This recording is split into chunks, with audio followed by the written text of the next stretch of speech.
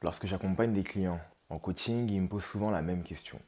Roméo, dans quoi est-ce que je dois investir? Quel type d'investissement je dois faire? Donc, à défaut de leur répondre à chaque fois la même chose, j'ai préféré en faire une vidéo afin que ça puisse servir au plus grand nombre. Dans cette vidéo, je vais t'expliquer sur quel type d'investissement rentable tu peux te mettre. Je te dis à tout de suite.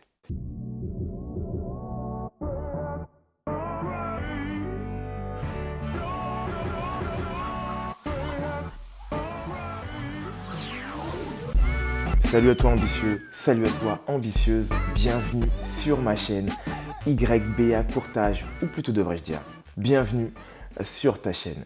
Je me présente pour ceux qui ne me connaissent pas, Roméo, je suis courtier en prêt immobilier, j'accompagne les particuliers ainsi que les investisseurs dans l'achat d'une résidence principale ou d'un investissement locatif. Et l'objectif de ma chaîne, il n'est pas compliqué. C'est de donner quelques petites astuces qui vont te permettre, comme on dit dans le jargon, de shooter ton prêt immobilier afin de l'avoir dans les meilleures conditions. Bienvenue à toi si c'est la première fois que tu viens à moi. Écoute, pour fêter ça comme il se doit, je t'invite à t'abonner. Mais pourquoi t'abonner? Premièrement, parce que tu vas connaître toutes les infos qu'il faut savoir lorsqu'on démarre dans l'immobilier, où est-ce qu'il faut investir, comment il faut investir.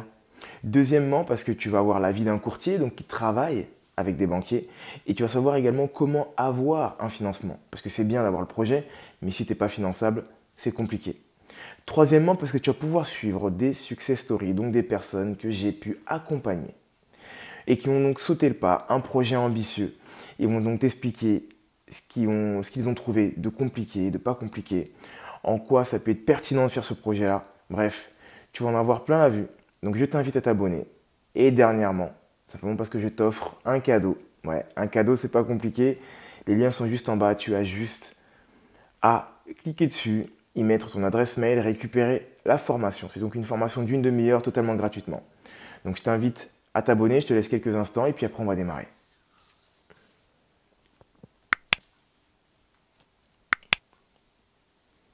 Ça y est, c'est bon, je pense que tu viens tout juste de t'abonner. Félicitations à toi. Donc comme je viens de te l'expliquer, nous allons parler d'investissement. Mais pas de n'importe quel investissement. Des investissements immobiliers qui rapportent lorsqu'on débute. Comme je te l'ai dit précédemment, c'est une question qui me revient très souvent parce que je me rends compte en fait, et c'est une réalité, lorsqu'on veut démarrer dans l'investissement, il y a tellement de choses à faire. Il y a la sous-location, la colocation, la location meublée, la location nue, la location courte durée, l'achat-revente. Bref, autant d'idées que de types d'investissements.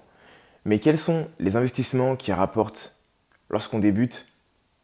On va en parler tout de suite. Donc je t'invite à rester jusqu'à la fin de cette vidéo. Alors je tiens à préciser également que là je parle pour les personnes qui débutent, mais ça vaut aussi pour les personnes qui ne débutent pas. Il y a des types d'investissements qui sont plus rentables que d'autres, en tout cas selon mon point de vue, et par rapport aussi de l'approche que le banquier va avoir. Donc on va les lister un par un. Ils sont au nombre de 3, tout simplement, et je vais te donner ça dans l'ordre de mon choix. D'accord? C'est pas forcément dans l'ordre de priorité. Je tiens à le préciser également. On va donc parler des investissements qui vont être le plus rentables et surtout aussi le rapport que le banquier va avoir. C'est aussi l'intérêt de voir cette chaîne, c'est comment le banquier va interpréter ce type d'investissement-là.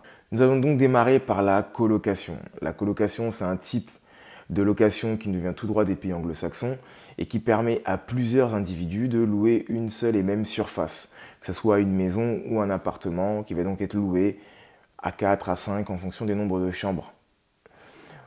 Concrètement, les parties individuelles vont être vraiment les chambres et les parties communes seront couloir, salle de bain, cuisine, toutes les parties que les individus, donc les locataires ou plutôt les colocataires vont devoir emprunter.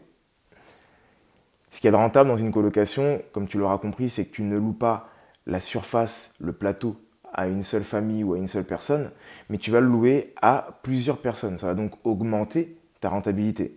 Entre louer un bien type F4 à 1000 euros et louer 500 euros la chambre à plusieurs personnes, tu l'auras compris, tu vas plus rapidement rentrer dans la rentabilité et tu vas également aussi diluer le risque. Ça, c'est un point qui est important. Et c'est ce que le banquier également va voir. Parce que ce n'est pas uniquement que sur une seule personne que le risque il est porté, mais c'est au contraire sur plusieurs colocataires. Donc tu peux être amené à avoir un turnover qui va être un peu plus important en point négatif. Ça, c'est réel. Tu peux aussi être amené à avoir des regroupements qui peuvent être un peu plus importants dans la surface totale du bien. Donc je parle par exemple du salon, vu que tu as plus de personnes qui vivent dans le même endroit, avec différentes vies et différentes histoires, elles peuvent être amenées à ramener des personnes chez eux, pour les accueillir tout simplement. En point négatif, voilà ce qu'on pourrait dire. Néanmoins, en termes de risque, on dilue le risque, et là on est sur quelque chose qui est directement rentable, en tout cas qui est rentable assez rapidement. Encore faut-il trouver l'endroit et savoir quel type de colocation, quel type de prestation on va proposer. En numéro 2, nous allons parler donc de l'achat-revente. Comme son nom l'indique, tu achètes pour revendre. Ce qu'il y a de bien avec l'achat-revente lorsqu'on débute, c'est qu'on n'est pas forcément obligé de démarrer avec un projet qui va être compliqué. Quand je dis compliqué, c'est qu'il va demander des autorisations, des déclarations préalables, des permis de construire, etc., etc. Tu peux démarrer avec un projet qui demande tout simplement de faire une simple rénovation de type esthétique dans les lieux directement, donc dans le bien en lui-même, sans que ça ait un impact sur l'extérieur et que tu sois obligé de demander plusieurs demandes auprès de plusieurs services. Ce qu'il y a de bien dans l'achat-revente, lorsque tu démarres dedans, c'est la projection. C'est-à-dire que tu as la possibilité de pouvoir avoir un bien qui n'a pas réellement de valeur, en tout cas, sa valeur n'est pas bien exploitée, et le fait que tu arrives à te projeter et avoir cette vision à te dire comment tu pourrais réagencer les choses, te permettra de pouvoir réévaluer la valeur de ce bien-là. Et comme je te le dis à chaque fois, ce n'est pas à la vente que tu gagnes de l'argent, c'est à l'achat. Et là, acheter un bien sur lequel il y a des travaux va te permettre tout simplement de pouvoir déjà gagner sur la future revente que tu vas faire. D'un point de vue du banquier, tu as plusieurs stratégies qui sont possibles. Tu peux également expliquer que tu comptes vivre dans ce bien. D'ailleurs, je t'invite même à vivre dans ce bien dans les premiers temps afin de pouvoir être exonéré de plus-value, même s'il y a d'autres possibilités. Mais celle-ci est la plus simple. Ce qui va donc du coup rassurer le banquier, ce qui va également baisser ton endettement. Parce que le fait d'avoir un projet d'achat-revente et de continuer à avoir un loyer, ça va naturellement et mécaniquement augmenter tes mensualités. Alors que si tu dis que tu vas soustraire ton loyer de locataire pour y vivre dans ce bien-là et faire des travaux, eh ben, tu baisses ton endettement, tu augmentes donc ta capacité d'emprunt, que ce soit avec les travaux compris ou hors travaux. Peu importe, ça va être à toi de t'organiser. Tout va dépendre bien sûr du type de travaux que tu vas avoir. Dans ce type de projet, ce que je t'invite vraiment à faire dans un premier temps, c'est d'être accompagné une fois de plus avec des artisans, à part si toi-même tu t'y connais dans tout ce qui est rénovation. Dans un deuxième temps, même si tu t'y connais dans tout ce qui est rénovation, je t'invite à être accompagné avec un artisan parce que ton objectif, certes, c'est d'avoir une grosse rentabilité ou une bonne rentabilité. Néanmoins, c'est également de pouvoir gagner du temps et donc du coup, mécaniquement, de pouvoir partir sur une autre opération, en tout cas faire quelque chose d'autre pendant que ce projet est en train de déclore. Et bien sûr, j'imagine que tu dois le savoir, tu dois faire un benchmark, donc du coup, faire un comparatif dans la zone dans laquelle tu souhaites acheter, quels sont les biens qui se revendent le plus simplement ou pas. Alors concrètement, là où mon cœur balance, c'est entre l'immeuble de rapport et la location courte durée. Je vais t'expliquer pourquoi. On va commencer par l'immeuble de rapport. L'immeuble de rapport, lorsque tu démarres, c'est vrai que ça fait souvent peur à des personnes qui démarrent dans l'immobilier de se dire je vais me prendre un immeuble, c'est énorme. Alors que tu peux avoir des immeubles qui peuvent démarrer avec des prix qui vont être bien inférieurs à des biens que tu peux trouver en Île-de-France. Déjà, c'est un point et je tiens à te le rappeler à chaque fois. En tout cas, à chaque fois que j'aurai l'occasion de te le dire dans une de mes vidéos. L'avantage de l'immeuble de rapport, c'est que tu es le seul propriétaire de ton bien, donc du coup, tu y fais ce que tu veux. Tu vas également mutualiser les risques, un peu comme dans la colocation concrètement. Sauf que c'est grandeur nature. Ça signifie que tu as un bien, une maison, un immeuble. Ça peut être une maison qui a été découpée en plusieurs lots, un immeuble qui a été créé en forme d'immeuble directement et non une maison qui a été transformée en immeuble.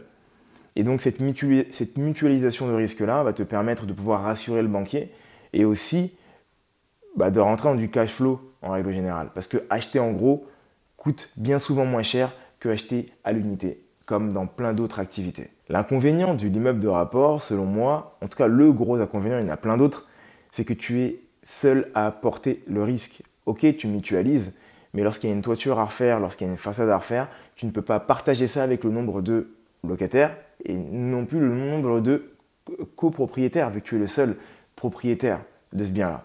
Il te faut donc avoir une certaine trésorerie ou en tout cas trouver le bien sur lesquels il y aura le moins de travaux à faire dans l'immédiat, ce qui va te permettre de pouvoir générer de la trésorerie à travers différents leviers et donc du coup de pouvoir avoir ce pécule, ce matelas de confort qui te permettra par la suite de pouvoir faire les travaux si besoin. Et si un malheur devait arriver et que toutes les chaudières de tous tes locataires devaient péter d'un coup, il faut que tu sois en capacité de pouvoir réagir par rapport à ça. Donc mine de rien, ça te demande d'avoir une certaine trésorerie, mais lorsqu'on débute, on peut totalement avoir une trésorerie parce que comme je te le dis, tu es un investisseur ambitieux et comme tout investisseur ambitieux qui se respecte, tu sais que tu dois avoir de l'argent de côté. La LCD, ou plus communément appelée la location courte durée, concrètement tout ce qui va être type Airbnb, va te permettre de pouvoir générer un maximum d'argent dans une plus courte durée, tout simplement parce que tu vas louer ton bien à la nuitée, donc à la nuit. Et quand tu vas remplir ton mois, tu vas généralement excéder, donc avoir du cash flow, que si tu l'avais loué qu'à une seule personne dans le mois. Les inconvénients selon moi par rapport à la LCD, c'est que tu vas avoir un turnover qui va être important et tu vas avoir d'autres facteurs qui peuvent aussi t'handicaper.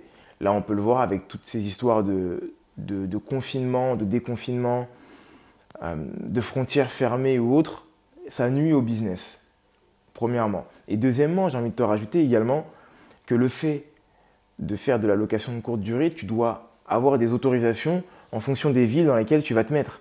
Donc ça, c'est un autre facteur qui peut être embêtant. En plus de la ville, tu dois aussi vérifier, si bien sûr tu es dans un appartement, que le règlement de copropriété t'y autorise. À part si les dispositions de ton bien te le permettent, tout simplement. Donc réellement, il y a une dualité entre les deux. Pour ma part, mon cœur va plutôt balancer pour l'immeuble de rapport. Je pense qu'il y a moins de contraintes, mais certes, il y a un plus grand risque, mais aussi une forme de gain qui va être supérieure qu'avoir un appartement en location courte durée. Après, là, ça reste uniquement que mon avis, et je t'invite d'ailleurs à me donner ton avis.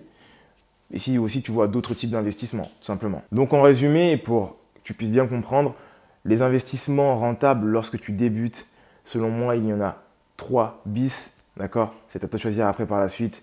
Tu vas donc avoir la colocation qui va te permettre de pouvoir maximiser et générer plus de revenus que si tu louais qu'à une seule famille ou à une seule personne. Tu vas avoir de l'achat-revente qui va te permettre de pouvoir ne pas avoir ce problème-là de la location, mais gagner en plus-value parce que tu vas créer de la valeur sur ce bien-là. Et puis bien sûr, tu vas avoir soit l'immeuble de rapport, soit la location courte durée. Pour ma part, c'est l'immeuble de rapport qui remporte le combat cette fois-ci. Et voilà, c'est la fin de cette vidéo. J'espère qu'elle t'aura plu. Si c'est le cas, n'hésite pas à la balancer à un grand nombre de personnes pour que tout le monde puisse en profiter un maximum.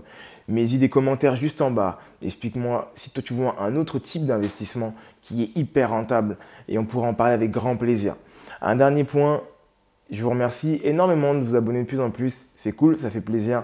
Il y a des personnes qui réagissent. Il y a beaucoup de personnes qui réagissent en privé à travers mon Instagram. N'hésitez pas à me poser la question directement sur les commentaires en bas. Je ne mords pas. Entre-temps, ambitieux, entre-temps, ambitieuse, je te souhaite une excellente journée ou une excellente soirée.